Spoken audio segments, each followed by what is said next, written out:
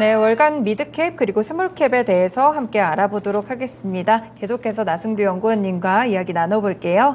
네, 일단 이번 달 보시면 SK증권이시잖아요. 네. 이제 레시피라는 이름의 자료가 좀 나오더라고요. 네. 이 부분부터 간단하게 설명 주실까요? 네, 저희 매주, 매달 이렇게 레시피라는 이름을 가지고 자료를 좀 작성을 하고 있는 그런 상황이고요. 그때그때마다 이제 중소형주 시장에 대한 견해를 어떻게 하면 좀 잘 전달드릴 수 있을까라고 좀 고민을 하면서 뭐 짧게라도 그런 내용들을 담아서 좀 전달드리려고 그렇게 자료들을 좀 준비를 하고 있는 그런 상황입니다. 네. 대신 이제 어렵지 않게 좀 다가가기 위해서 그 투자자분들께서 쉽게 뭐 레시피를 보면서 요리를 만드시는 것처럼 네. 이런 자료를 보면서 중소형주에 대한 흐름을 좀 읽으셨으면 하는 그런 생각에서 레시피라는 이름으로 이제 말씀을 드리고 있고요.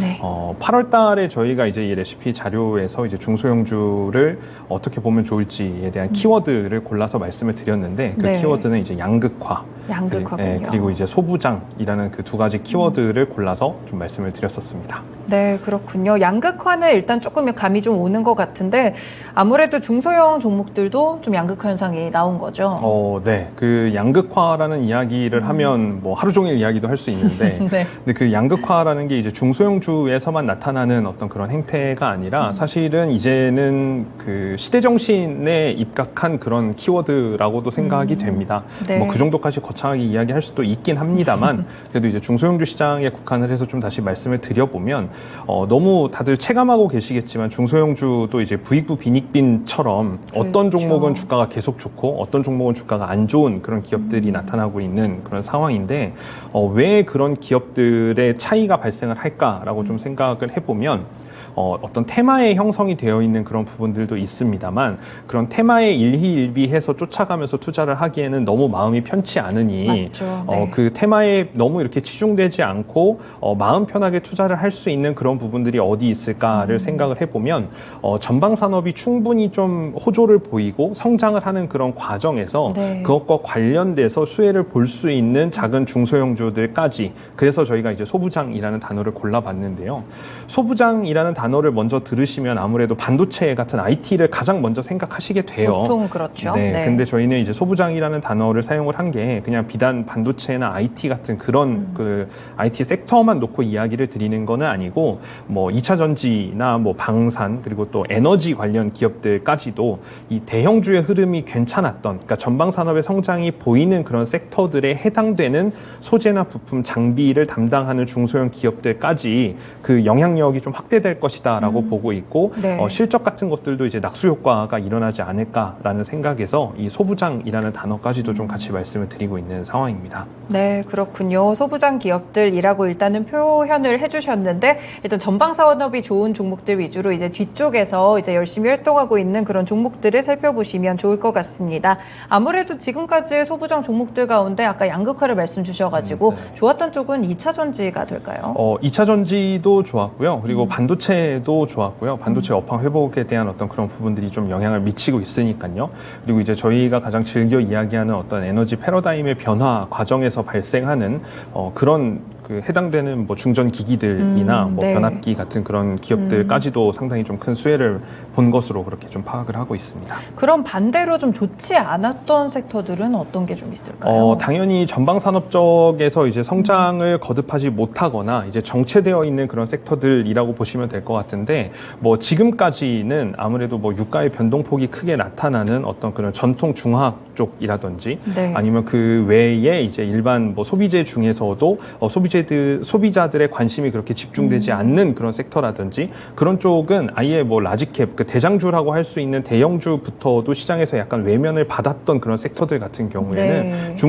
중소형주들까지도 여지없이 같이 좀 이렇게 소외받는 그런 느낌들이 좀 드러났던 것이 사실입니다. 네, 그렇군요. 뭐 소부장으로 이제 묶어주셨는데 그런 기업들 말고도 요즘은 이제 모멘텀이 있는 기업들도 좀 주가가 많이 움직이는 것 같은데 네. 이런 것들의 포인트는 어디에 있어요? 그 모멘텀이라는 거를 표현하는 게 굉장히 어렵다고 생각을 하고요. 그리고 저도 이제 한 사람의 애널리스트로서 지금 시장에서 각광받는 중소형주들을 어떻게 설명하면 좋고 그리고 앞으로 어떤 기업들이 이런 각광을 받을 것인가에 네. 대한 것들을 좀 고민을 하다 보면 이제 그런 것들을 투자자분들께 설명할 수 있는 어떤 그런 키워드를 또 찾게 되는데 그 키워드로는 이제 저는 기울기라는 걸 좀 말씀을 드리고요. 네. 기본적으로 주가는 회사 실적의 함수라고들 많이들 표현을 하시잖아요. 그러니까 실적이 좋아지면 주가가 좋다라고 생각을 할 수 있는 네. 상황인데 그 외에도 지금은 주가에 영향을 받는 주변 이벤트들이나 어떤 그런 팩터들이 너무 많이 있다 보니까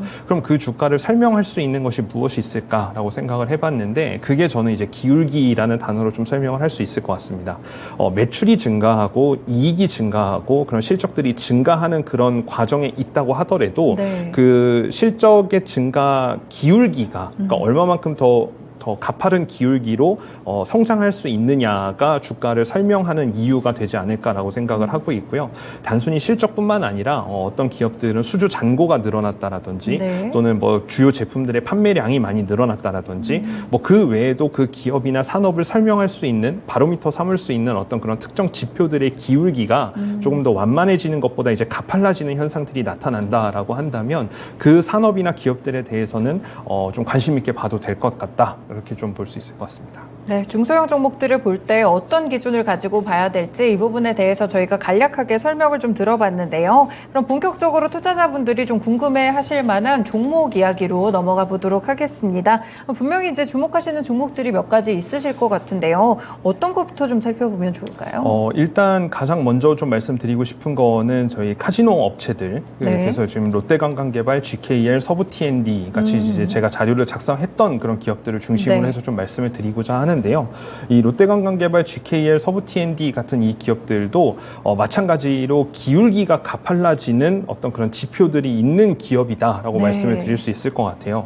그 중에서도 이제 롯데관광개발이라는 기업을 가장 먼저 말씀을 드렸던 이유는 기존에 있는 우리나라의 카지노 업체들, 특히 이제 외국인 전용 카지노 업체들 같은 경우에는 당연히 중국인 단체 관광객들이 우리나라에 방문을 하게 되니까 그럼 중국인 단체 관광객들이 카지노에서 와서 사용하는 비용이나 그런 것들이 늘어나고 그 주변의 어떤 음식이나 이제 쇼핑을 즐기면서 소비하는 그 소비 비용들이 늘어날 수 있다라는 그런 기대감이 뭐 면세점뿐만 아니라 소비재 시장까지도 지금 확대돼서 적용이 되고 있는 그런 상황인데요. 네. 그런 중국인 단체 관광객들이 우리나라에 방문을 다시 한다고 하더라도 저는 개인적으로는 역사는 반복하지만 그 행태는 달라질 수 있다라는 단어를 굉장히 좋아하는데 그 네. 말을 좋아하는데 과거처럼 그 중국인 단체 관광객들이 우리나라에 와서 우리나라 아이템이라고 해서 무조건적으로 돈을 많이 사용할 거라고 생각하지는 않습니다. 그러니까 네. 그 중에서도 이제 선호도라는 게 갈릴 것이고 더 많이 이제 돈을 소비하는 쪽이 있을 텐데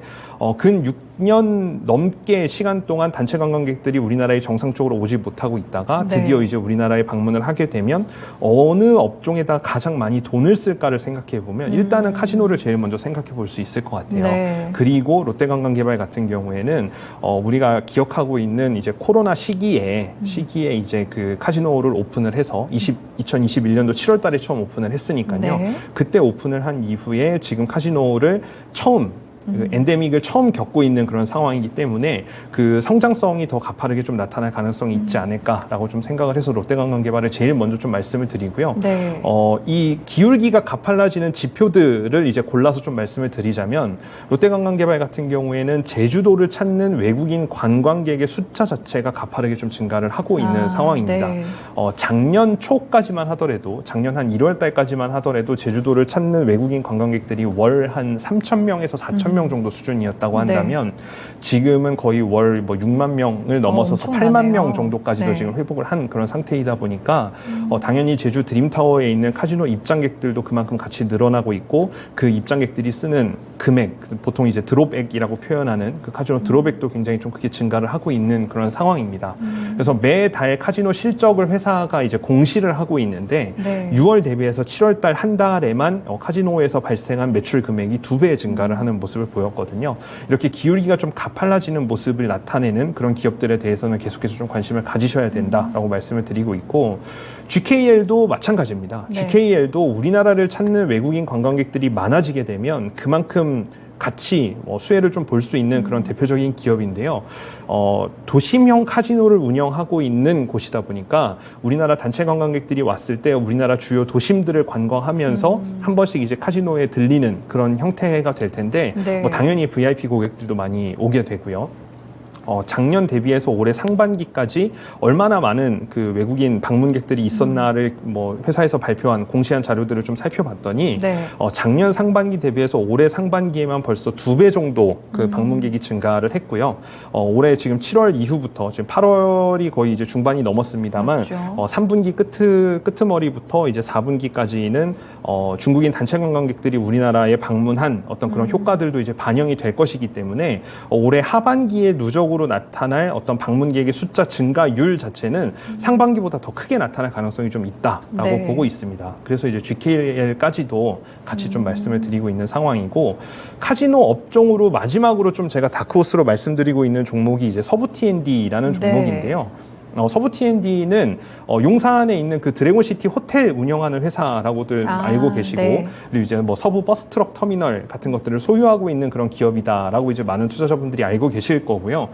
이 회사는 그동안 회사가 보유하고 있는 부동산 이제 토지 장부가만 놓고 보면 1조 원이 넘는 아주 그 자산 가치주라고 평가를 좀 받았었는데, 네. 이제는 실적 성장주로 이제 전환되고 있다라고 말씀을 드리고 있습니다. 왜냐하면 원래 힐튼 호텔에 있었던 세븐럭 카지노, 그 GKL의 네네. 세븐럭 카지노가 올해 1월 달부터는 이제 서울 용산 드래곤시티 호텔에 이제 입점을 하게 되고요. 네. 그러다 보니까 이제 그 용산 드래곤시티 호텔 같은 경우에는 그 카지노 임대료를 고정적으로 더 이제 그 받을 수 있다라는 그런 장점들이 있고, 그 카지노를 찾는 외국인 관광객들이 많아지면 많아질수록 당연히 호텔 예약률이라든지 그다음에 그 호텔에서 사용하게 되는 F&B 매출 같은 경우에도 이제 증가를 할 수 있는 그런 부분들이 있다 보니까 이 서부 T&D의 실적 자체도 그동안 코로나 때 계속 억눌려 있던 것들이 또 이렇게 가파르게 좀 올라서는 그런 모습이 나타날 수 있다라는 점에서 제일 먼저 좀 카지노 업종부터 좀 말씀을 드리겠습니다. 네, 그렇군요. 저희 또 카지노 업종이 또 기울기가 가팔라질 종목들 위주로 좀 선정을 해서 말씀을 주셨는데요. 롯데관광개발과 GKL, 서부 T&D 세 가지 종목을 언급을 주셨습니다. 사실 뭐 카지노 하면은 강원랜드나 뭐 파라다이스 같은 종목들도 있는데, 이런 두 종목들과 다르게 좀 이 세 가지 종목을 꼽을 때 기준으로 삼으신 게 있으실까요? 일단 강원랜드 같은 경우에는 외국인 전용 카지노가 아니라 이제 내국인들이 그쵸. 방문하는 카지노라는 좀 차이점이 있고요. 네. 그리고 이제 파라다이스라는 기업도 GKL이나 롯데관광개발 못지않게 같은 수혜를 볼 수 있는 맞죠. 그런 상황인데, 네. 제가 이제 투자자분들께 여기에서 이렇게 말씀드릴 때는 제가 이제 자료를 작성했던 기업들을 기반으로 이제 말씀을 드려야 네. 뭐 좀 더 확실하게 말씀을 드릴 수 있기 때문에 일단 이렇게 순서대로 좀 가져와 봤는데, 파라다이스까지도 제가 말씀드린 같은 메커니즘 하에서 좀 바라볼 수 있는 그런 대표적인 카지노 그 기업이긴 합니다. 네, 그렇군요. 중국인 관광객이 또 들어온다는 입장에서 카지노 관련 종목들 세 가지를 선정해서 말씀을 주셨습니다. 그 외에도 좀 주목해볼 만한 중소형 종목이 있을까요? 크게 한 두 가지 정도만 좀 더 말씀을 드리고 싶은데요. 네. 첫 번째는 서진 시스템이라는 회사 좀 말씀드리고 네. 싶습니다.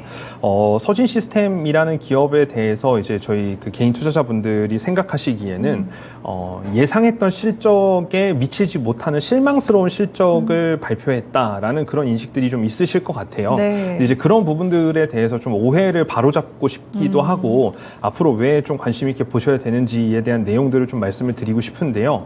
오늘도 서진 시스템이 공시를 하나 했습니다. 네. 그 단일 판매 공급 그 계약 체결했다라는 공시를 하나 했는데, 미국의 이제 ESS 업체에다가 이제 ESS 제작에 관한 어떤 그런 수주를 했다라는 내용들을 좀 공시를 했습니다.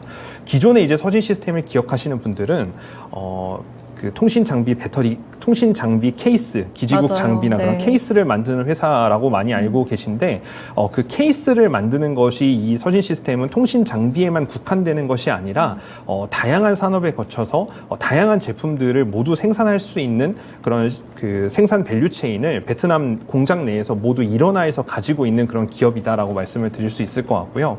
그러다 보니까 지금은 이제 뭐 자국 우선주의나 자국 보호주의라는 것들이 확대되면서, 특히 이제 미국과 중국의 무역 갈등이나 이런 것들이 좀 심화되면서 네. 중국을 제조 공장으로 삼았던 글로벌 기업들이 이제 중국 외에 다른 지역에서 제조라는 것을 해야 될 텐데, 위탁 생산이라는 걸 의뢰를 해야 될 텐데, 서진 시스템이 가지고 있는 베트남 내의 어떤 그런 생산 시설의 규모나 임직원 수나 여러 가지 측면에서 굉장히 좀 우위에 있는 그런 상황이다 보니까 글로벌 기업들이 ESS뿐만 아니라 뭐 전기차 배터리 케이스라든지 여러 가지 품목들이 지금 새롭게 계속 계속 추가되고 있는 그런 네. 상황이고요. 그런 부분들이 지금 올해는 회사의 기본적인 비즈니스 모델이나 실적 체질을 완전히 바꿔주고 있는 그런 상황이다라고 말씀을 드릴 수 있을 것 같고 2분기 때 다소 아쉬웠던 그 실적을 기록했던 가장 큰 이유 중에 하나는 이런 새로운 산업들을 준비하는 데 있어서 발생했던 좀 일회성 비용들이 있었습니다. 뭐 약간 불량이 발생했던 것들에 대해서 재빠르게 좀 보완하는 부분이라든지 네. 그다음에 ESS를 생산하는 과정에 있어서 약간 그 납품 그 과정에서의 좀 딜레이 되는 부분, 그 이연되는 부분이 이제 없어지는 게 아니라 그런 부분들 때문에 약간 실적이 조금 미스했다라고 생각하실 수 있는데 뭐 이런 부분들은 완전히 없어지는 게 아니라 하반기 때 다시 발생할 수 있는 부분이기 때문에 그렇죠. 바꿔 얘기하면 상반기에 부족했던 것만큼 하반기에 충분히 만회하고도 남을 수 있다라는 그런 부분들이기 때문에 이 부분에 있어서는 좀 하반기에도 관심 있게 보셨으면 좋겠다라고 말씀을 드리고요. 마지막으로 솔루엠이라는 회사 하나 더 말씀을 좀 드리겠습니다. 네. 솔루엠이라는 회사는 저희가 뭐 이마트 매장을 가거나 올리브영 매장 같은 데 가시면 예전에는 그 가격표라는 거를 손수 사람들이 종이로 출력을 해서 바꿔 끼웠죠. 네. 근데 지금은 이제 전자식으로 모두 다 바뀌어서 숫자나 거기에 설명 내용들이 이제는 자동으로 바뀝니다. 이제 그 자동으로 바뀌는 부분들을 우리가 이제 ESL이라고 전자가격 표시기라고 표현을 하는데 네. 그 ESL이라는 것이 전 세계적으로 놓고 봤을 때 경쟁을 할 수 있을 만큼 그런 양질의 제품을 만드는 기업이 해외 업체 한 곳, 그 다음에 솔루엠 이렇게 두 군데가 뭐 지금 그 글로벌 시장 점유율 1, 2위를 다투고 있다라고 네. 보시면 될 것 같습니다. 뭐 당연히 뭐 생각해 보실 수 있는 부분들인데 종이를 직접 사람이 바꿔 끼우는 것보다 전자식으로 바꾸는 게 훨씬 더 간편하기도 하고 그렇죠. 종이도 아낄 수가 있고 네. 여러 가지 장점이 있다 보니까 이마트 올리브영을 말씀드렸지만 그 외에 다른 리테일 매장이라든지 또는 글로벌 매장들도 이제 이런 ESL을 도입하고자 하는 그런 움직임들이 나타나고 있고요. 그 덕분에 상반기 때 이미 아주 좋은 실적을 거뒀는데 맞죠. 네. 하반기에도 이런 부분들은 계속해서 이어질 가능성이 있고 그리고 글로벌 경쟁에서도 조금 한두 걸음씩 이제 앞서가는 그런 모습들을 좀 보이고 있다 보니까 하반기 실적에 대한 기대감도 여전히 좀 살아 있어서 앞서 말씀드렸던 것처럼 각 이 기업들이 이제 기울기라는 것들이 이제 우상향하는 좀 더 가팔라지는 그런 지금 시기에 지금 접어든 것이라고 좀 판단을 하고 있는 그런 상황입니다. 네, 그렇군요. 말씀 주신 기울기가 사실은 뭐 수익률과도 연관이 될 수 있을 것 같다는 생각도 좀 드는데 중소형 종목들에 대한 의견도 함께 들어봤습니다. 마지막으로 사실 중소형 종목들이 그래도 대형주들과 좀 비교를 했을 때는 변동성도 좀 크기도 하고요. 네. 혹시나 테마적으로 엮이면 좀 급등락이 나오기도 하는데 투자할 때 주의점은 없을까요? 일단 확인되지 않은 사실에 대해서 너무 먼저 움직이시려는 조급함은 좀 내려놓으셨으면 좋겠습니다. 네. 그러니까 뭐 특정 어떤 그런 이벤트들을 가지고 말씀을 드리는 것은 절대 아니고요. 제가 이제 주식이라는 거를 공부하고 투자를 하시다 보면은 어떤 실체 있는 움직임들이나 어떤 그런 실적으로 연결됐을 때 훨씬 주가의 상승률이나 이런 것들이 더 크게 나타난다는 것을 투자자분들이 이미 다 많이 잘 아실 거예요. 그렇죠. 그래서 지금 너무 요즘에 뭐 친구는 투자했는데 나는 투자를 안 해서 너무 조급해 이런 조급함은 약간 내려놓으셔도 충분히 다른 기회들이 찾아올 수 있기 때문에 조금 편안하게 생각하셔도 될 것 같다라고 좀 말씀을 드리고 싶습니다. 네, 알겠습니다. 오늘은 또 스몰캡과 미드캡에 대한 투자 전략까지 함께 또 들어봤습니다. SK증권의 나승두 연구원님이었습니다. 연구원님 말씀 고맙습니다. 네, 감사합니다. 네, 이렇게 또 남은 하반기의 IPO 일정들과 더불어서 좀 작은 종목들을 투자할 때는 어떤 종목들을 봐야 할까? 그리고 주의할 점은 어떤 것들이 있을까? 여러 가지 의견들 종합해서 알아봤습니다. 지금까지 다양한 투자 판단에 도움이 되는 말씀들 전해드렸는데요. 특정 종목의 상승과 하락을 보장하지는 않습니다. 토마토랜드 2.0 여기서 마치겠습니다. 남은 오후장도 투자 잘하시길 바라겠습니다. 고맙습니다.